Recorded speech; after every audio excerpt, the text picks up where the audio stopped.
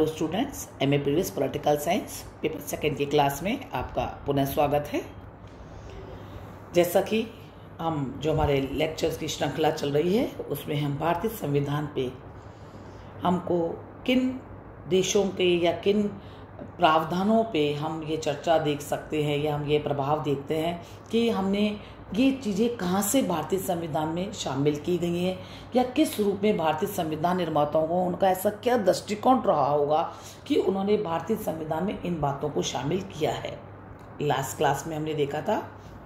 कि विश्व के जो अन्य संविधान हैं किन किन देशों से किन किन प्रावधानों को हमने भारतीय संविधान में शामिल किया है। उसी क्रम में आज हम देखेंगे कि भारतीय संविधान का एक प्रमुख सोर्स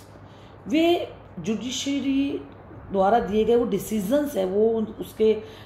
द्वारा न्यायपालिका के द्वारा दिए गए वो न्यायिक निर्णय हैं जो उसके न्यायाधीश समय समय पर देते रहे। जैसा कि हम सभी जानते हैं कि न्यायाधीश संवैधानिक कानूनों की व्याख्या करते हैं, संविधान के प्रहरी के रूप में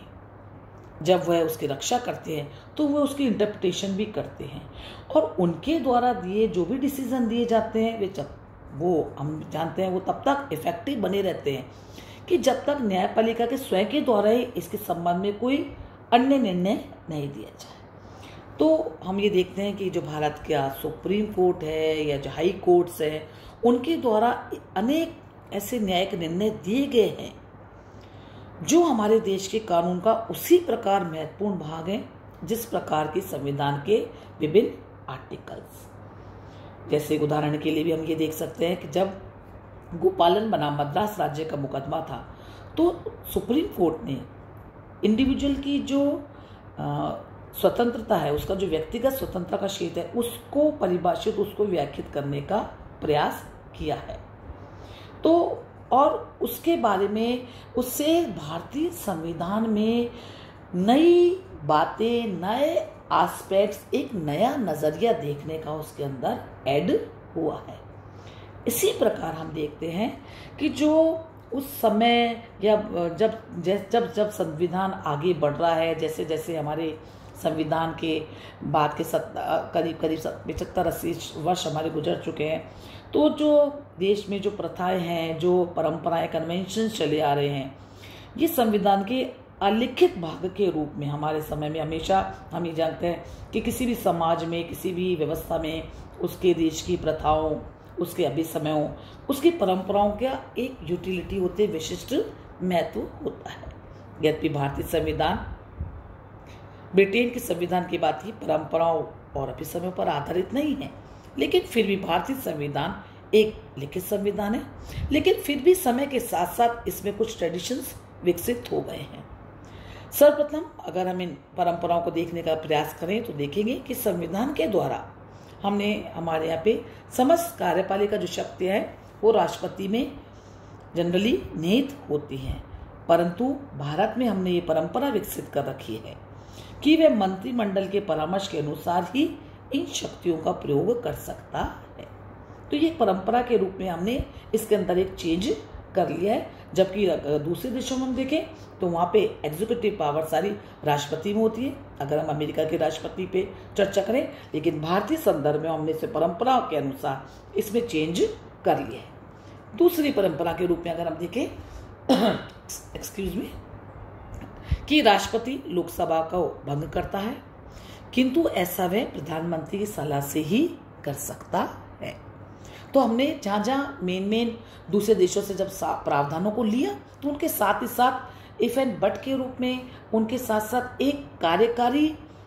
प्रपोजिशन के रूप के अंदर कि किस प्रकार से इसकी फंक्शनिंग होगी, उस फंक्शनिंग को हमने भारतीय संदर्भों या भारतीय प्रथाओं, भारतीय परंपराओं के आधार पर चेंज कर लिया।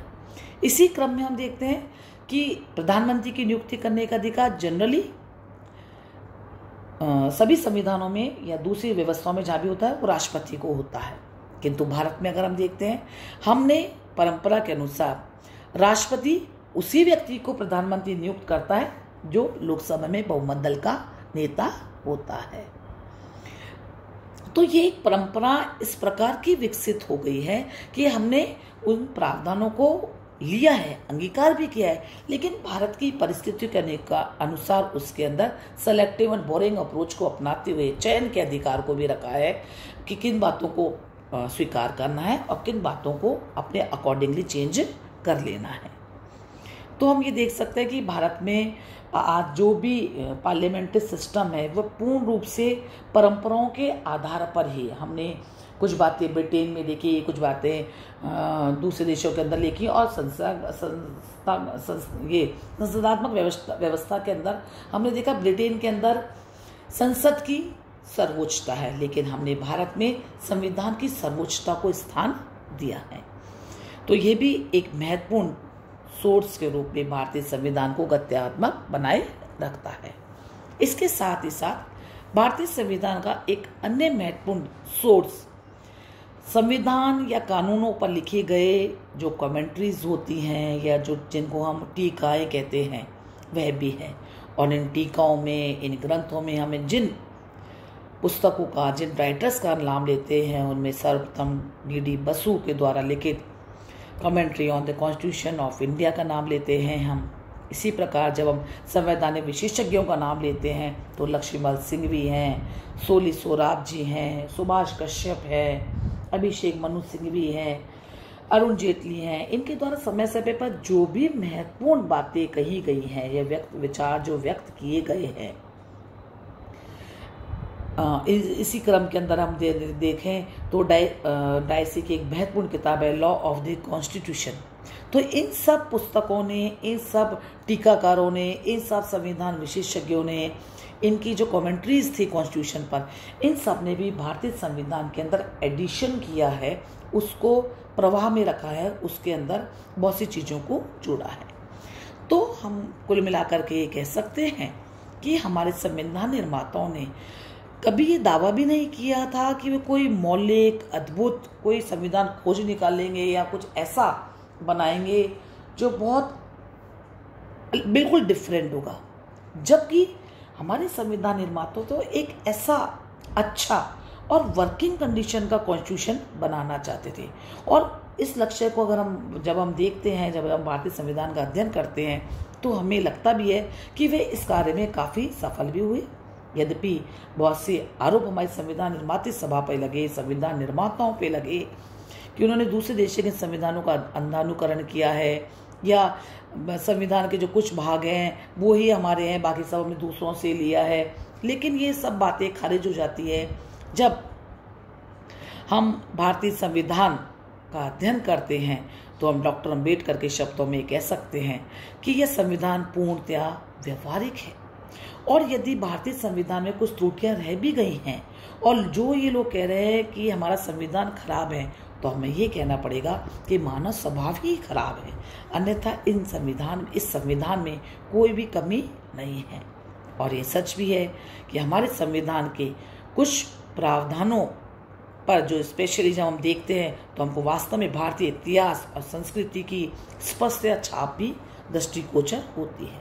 क्योंकि भारतीय संविधान में हमारी इंडियननेस, हमारी भारतीयता, गांधीवाद की भावनाओं को संविधान में स्थान दिया गया है। हमने जिस लोकतंत्रात्मक शासन पद्धति को अपनाया है वह भी पूर्णतया भारतीय ही है, क्योंकि प्राचीन भारत में भी गणराज्यों में, जनपदों में ऐसे अनेक उदाहरण मिलते हैं जहां गणतंत्रीय लोकतांत्रिक पद्धति को अपनाया गया था। इसके साथ ही साथ भारत का इतिहास इस बात का साक्षी रहा है कि हमने